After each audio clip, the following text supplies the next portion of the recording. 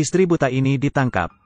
Orang jahat masuk ke rumahnya. Mereka menutup mulutnya. Dibawa ke dalam kamar. Saat suaminya yang buta pulang, tubuhnya ditutup selembar kain tipis. Tangannya diikat, mulutnya ditutup. Suaminya buka ikatan mulut. Pria melapor. Siapa yang tahu? Mimpi buruh mulai. Korban tidak bisa melihat, tidak bisa mengenal penjahat. Mereka harus melakukan pengecekan medis dalam 24 jam. Saat pergi ke rumah sakit, mereka dijegat. Pindah mobil, keduanya masuk ke gudang. Ia berdiri melawan, tapi didorong. Lalu, mereka dibuang di pinggir laut. Keduanya meraba mencari masing-masing. Sampai di rumah sakit, dokter bilang tubuh istrinya basah, tidak ada bukti. Datang ke kantor polisi. Sudah lewat dari 24 jam, sudah tidak berlaku. Suami tidak terima dan melawan. Mereka orang buta, tidak bisa melihat bukti. Sampai di rumah, sikap suami berubah. Istri masak, suami tidak makan. Istri minta suami istirahat, tapi tidak didengar. Istri merasa dirinya tidak baik, dan minta bercerai. Esok harinya saat suami bekerja, wajahnya penuh kesedihan. Saat pulang minta maaf kepada istrinya. Ternyata ia tidak marah ke istrinya, tapi ia tidak bisa jaga istrinya. Masuk kamar sambil minta maaf. Di dalam kamar hening. Saat cari, ia pegang kaki. Ia mulai panik, dan gelisah. Istrinya bunuh diri. Seorang politisi datang, dan adiknya Ami adalah pelaku kejahatan. Ingin menenangkannya, tapi malam pertama milik kamu, bukan milik Ami. Jadi, kesenangan. Jangan bicara ke media.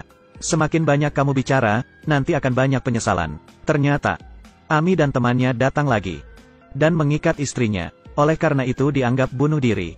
Suami minta bantuan ke polisi. Tapi polisi sudah disogok dan berkata, kalau istri Anda bunuh diri karena penghinaan, kenapa tidak dari awal aja dibunuh?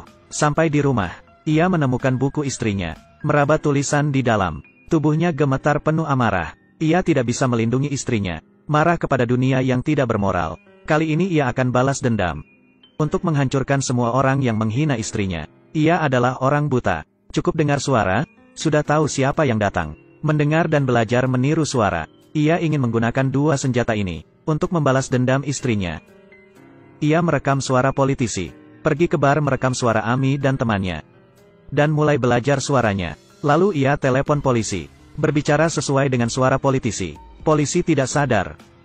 Dan menangkap orang itu. Lalu ia pakai suara Ami. Telepon ke adik temannya Simu. Ingin tidur bersama. Ayah Simu marah setelah dengar itu. Dan akan bunuh Ami. Dengan cepat, ayah Simu mencari Ami. Dan menghajarnya. Berkata jangan ganggu putrinya. Ami kebingungan. Ayah temannya gila. Suami terus melanjutkan. Ia meniru suara Ami dan adik Simu. Keduanya janjian bertemu. Pura-pura jadi politisi. Beritahu lokasi ngedet ke ayah Simu. Saat Ami dan adik Simu bertemu, ayahnya datang. Melihat keduanya. Ia mengeluarkan pisau untuk menusuk Ami. Tapi karena tenaga Ami lebih kuat, ia memutar pisau dan menusuk ke ayah Simu. Kedua teman baik sudah diatasi. Ini langkah balas dendam pertama. Ia datang ke supermarket, beli banyak bola dan keripik kentang. Buat janji dengan Simu. Setelah Simu melihatnya, ia tidak bergerak. Suami mematikan lampu bar. Di kegelapan, ia tahu keberadaan Simu. Menghajarnya, dan memukulnya pakai bola. Simu bingung. Ia pakai senter lihat. Ternyata di bawah ada keripik. Bila diinjak akan keluar suara.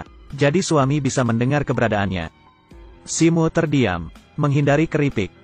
Sama sekali tidak bersuara. Suami berhenti. Simu menyalakan lampu lagi. Ia balas dendam. Ia melempar botol bir ke arah suami. Bisa melukai matanya. Ia mengikuti suara mencari Simu. Menangkap dan menghajarnya. Lalu, Simu ditarik. Lehernya diikat. Dan ia didorong. Tubuhnya tergantung. Terakhir, suami lempar sarung tangan ke bawah. Saat polisi tiba, mereka menemukan sarung tangan. Di sana tertulis nama Ami. Ami menjadi tersangka. Polisi akan tangkap. Adik politisi tidak bisa bergerak. Politisi beritahu polisi. Ia adalah raja di kota ini. Semua ini adalah rencana suami. Balas dendamnya masih lanjut. Selanjutnya adik politisi, Ami. Ia mengajak Ami ke sebuah gudang. Mengumpat di belakang pintu. Saat pintu terbuka, ia langsung pukul. Tapi Ami pakai helm.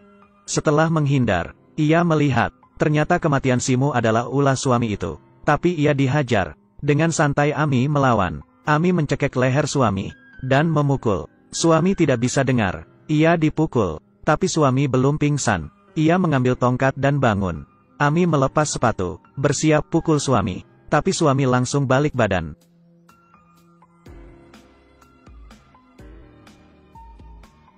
Saat Ami sadar, ia sudah diikat di lantai. Ternyata saat Ami lepas sepatu, ia bisa tahu posisi Ami, dan bisa memukulnya. Suami tidak bunuh Ami. Ia menelepon politisi. Mendengar suara minta bantuan adiknya, ia bergegas ke gudang. Lalu, suami meletakkan lilin di dekat pintu, dan membolongi tong minyak, seluruh ruangan penuh minyak. Ia menutup mulut Ami. Saat politisi datang, melihat adiknya, ia buka pintu. Suami berhasil membunuh keduanya. Tapi belum berakhir. Saat pulang, ada seorang anak cari dia, meminta meniru suara ayahnya untuk minta cuti. Ia melakukannya, tapi polisi datang. Suami meniru suara tidak bisa disembunyikan. Ia menahan suami. Tidak biarkan dia pergi. Lalu polisi mencari tahu 2 orang yang mati, dan menerima panggilan dari alamat yang sama. Ini datang dari telepon umum. Selama bos pemilik bisa mengkonfirmasi, suami bisa ditangkap. Malam itu, bos baru saja pulang kerja. Polisi menunggu. Sisi lain, suami lanjut bunuh orang. Ia minta temannya untuk tarik perhatian penjaga. Minta seseorang meniup asap untuk ganggu pemandangan. Ia naik sepeda anak kecil. Di dalam kawasan polisi, ia berhasil kabur. Ia menghubungi politisi. Berkata ia yang membunuh adiknya. Politisi akan balas dendam. Bergegas ke gedung dengan pengawas. Memanfaatkan jebakan. Berhasil menjatuhkan 1 orang.